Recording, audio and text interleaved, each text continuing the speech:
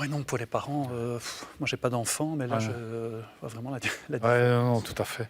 Non, moi, je suis en contact avec des collègues parisiens qui vivent dans des petits apparts aussi avec 2 enfants.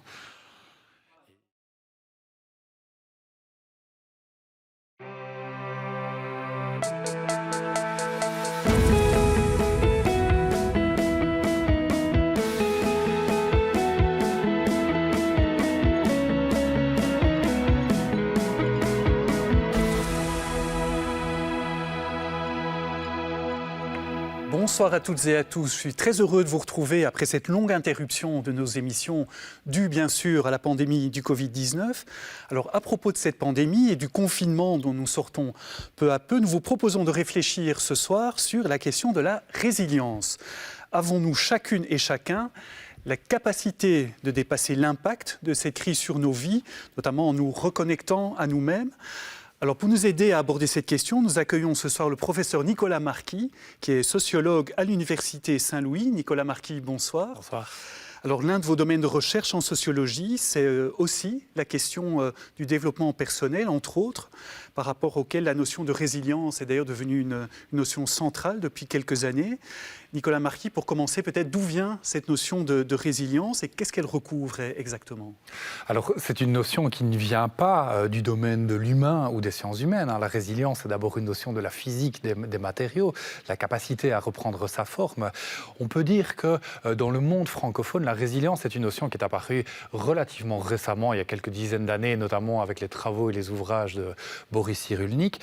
Mais c'est une notion qui a une existence beaucoup plus longue dans le monde anglo-saxon. Et l'une des premières mentions en langue française de ce mot, elle a été faite dans une autre crise, celle de 1929, par Paul Claudel, qui était alors ambassadeur de la France aux États-Unis, et qui parle de ce terme pour lequel il ne trouve pas de traduction en français, resiliency. Et il dit à propos de ceci, il s'agit d'une capacité qui regroupe bonne humeur, qui est porteuse d'espoir, et il dit, je cite de mémoire, si je voyais quelques financiers de la crise de 1929 se jeter par les fenêtres, je ne peux pas m'empêcher de croire que c'était dans l'espoir fallacieux de rebondir. Alors ça dit quelque chose évidemment de l'esprit américain, mais ça dit aussi quelque chose de sa traduction aujourd'hui. La résilience, c'est devenu notre capacité à rebondir face à quelque épreuve que ce soit. Alors justement, avec la crise sanitaire qu'on traverse, le confinement qu'il a entraîné, certains ont fortement mis en avance cette possibilité de résilience dans l'idée que si on ne peut peut-être pas changer quelque chose à la situation, on peut en faire quelque chose. Mais justement, qu'est-ce qu'on peut en faire ? Qu'est-ce qu'on peut faire de cette crise ? C'est une très bonne question. Il faut savoir que évidemment, les malheurs, les mal-être, etc., ce sont des événements qui ont concerné de tout temps les êtres humains. Et chaque société, par sa culture, offre des façons de réagir face au malheur. Alors, il y a différentes façons, des façons qui consistent à se plaindre, des façons qui consistent à demander à une entité divine ou autre d'intervenir, mais on voit bien que dans la société dans laquelle on est, la façon qui est valorisée de réagir lorsqu'on est confronté à un malheur, c'est la façon qui consiste à ne pas rester les bras ballants, à se montrer actif.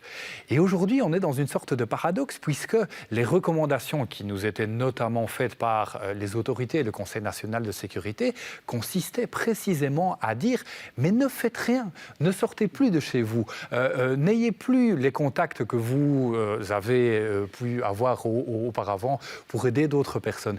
Et donc, on se retrouve quelque part dans une tension qui est d'un côté, nous avons une façon d'agir au malheur valorisée qui est celle d'agir quand vous êtes au chômage ou quand vous êtes dans des problèmes de santé, prenez sur vous, faites quelque chose, faites du sport, envoyez des CV, etc. Et la situation actuelle qui nous dit ne faites rien. Et on voit que c'est quelque chose qui a été très compliqué pour beaucoup d'individus. Et je pense qu'une porte de sortie a été de considérer ce ne rien faire comme une sorte de chose à valoriser.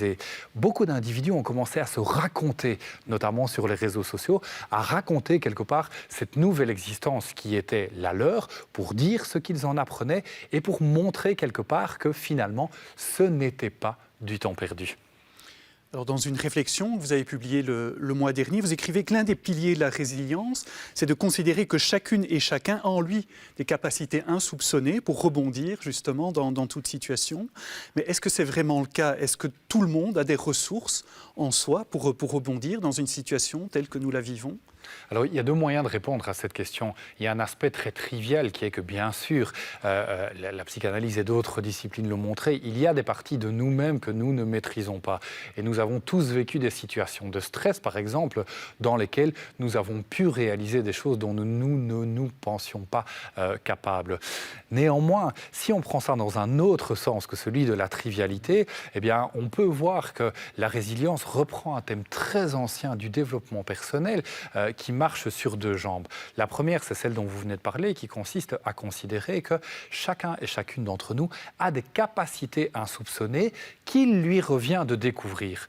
L'autre jambe, elle est liée à la première, consiste à considérer que quelle que soit la situation difficile dans laquelle nous sommes, il nous est toujours possible d'y faire quelque chose ou au moins d'en faire quelque chose. Alors, ce présupposé qui est habillé aujourd'hui par les vêtements des neurosciences, qui ont beaucoup de succès, nous n'utiliserions que 10% des capacités de notre cerveau, les neurones miroirs permettent toute une série de choses dont nous n'avions pas idée. De mon point de vue, c'est un présupposé qui n'a pas à être scientifiquement validé. Pourquoi? Parce que c'est un présupposé moral. C'est un présupposé qui traverse les âges, en tout cas depuis le début de la modernité, qui consiste à considérer que tous, nous avons plus en nous-mêmes que ce que nous pensons. Mais je pense qu'il faut voir aussi à quel point cela peut générer des inégalités auprès des individus, parce que nous ne sommes pas égaux dans nos conditions objectives et subjectives de vie face aux épreuves que nous traversons. Et de fait, on a pu observer toutes et tous qu'on n'est pas tous égaux, comme vous dites, devant la résilience, que justement, alors cette idée de résilience ne peut pas devenir une sorte de contrainte ou même peut-être générer de la culpabilité chez personnes qui se disent moi, je ne réussis pas à surmonter ça, je souffre, alors voilà. Que peut-on faire dans ce cas pour aider ces personnes-là? Qu'est-ce que la société peut faire pour aider ces personnes qui n'arrivent pas à s'en sortir? Et il y en a beaucoup. Tout à fait. Je pense que ça dit quelque chose de la place de la souffrance ou du malheur de façon générale dans nos sociétés. La résilience, à côté de toute une série de bons côtés, dans les travaux que j'ai menés, j'ai pu montrer à quel point des lecteurs, notamment des ouvrages de Boris Cyrulnik, s'étaient sentis aidés et l'exprimaient de façon tout à fait authentique. Et moi, je reconnais tout à fait ça, je reconnais cet effet. Néanmoins, effectivement, je pense que l'un des dangers que cela peut générer, c'est que la résilience devienne une sorte non seulement de comportement désirable, mais aussi de comportement attendu. Et de mon point de vue, la souffrance, le malheur, les échecs, ce sont aussi des choses qu'on doit apprendre à accepter pour eux-mêmes. Il ne s'agit pas toujours de transformer l'échec en une force. Vous connaissez le mantra « tout ce qui ne me tue pas me rend plus fort », etc. Eh bien non, il peut y avoir des deuils, il peut y avoir de l'ennui, il peut y avoir des échecs et des périodes de souffrance qui ne sont rien d'autre qu'elles-mêmes. Et je pense que si, au point de vue sociétal, nous pouvons faire quelque chose par rapport à cela, c'est d'apprendre progressivement à laisser une place à ces expériences négatives, à celles qui témoignent de capacités négatives qui sont tout aussi importantes que les capacités positives. S'ennuyer, être perdu, être mal à l'aise quelque part, ce sont des éléments essentiels qui font aussi le sel de notre existence. Une dernière question, Nicolas Marquis. À quelles conditions pensez-vous que la religion, la spiritualité peut apporter un soutien aux personnes en désarroi sans devenir pour autant une sorte d'opium du peuple? Alors, les sciences et les messages qui proviennent notamment des autorités peuvent répondre à la question du comment. Comment minimiser le risque d'attraper le virus, etc.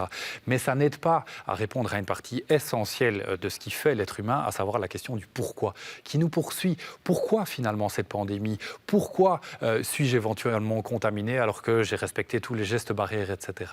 Et je suis frappé de voir à quel point aujourd'hui on peut observer que de nombreux individus lient la situation que nous connaissons à des préoccupations plus globales, notamment liées à l'environnement. Il y a une conscience générale que quelque part nous allons droit dans le mur. Et de mon point de vue, très clairement, les religions, les spiritualités fournissent des outils aux individus pour aider quelque part à se recentrer sur ce qui est essentiel, à comprendre quelles sont les implications de nos différentes actions, c'est un matériau qui est effectivement, je pense, indispensable. Nicolas Marquis, merci beaucoup d'être venu nous parler de résilience ce soir en cette période de Covid-19. Merci à toutes et à tous de nous avoir rejoints ce soir. Si vous souhaitez revoir cette émission, c'est sur la plateforme Ovio ou sur le site catobel.be. Merci de votre fidélité et surtout, prenez soin de vous.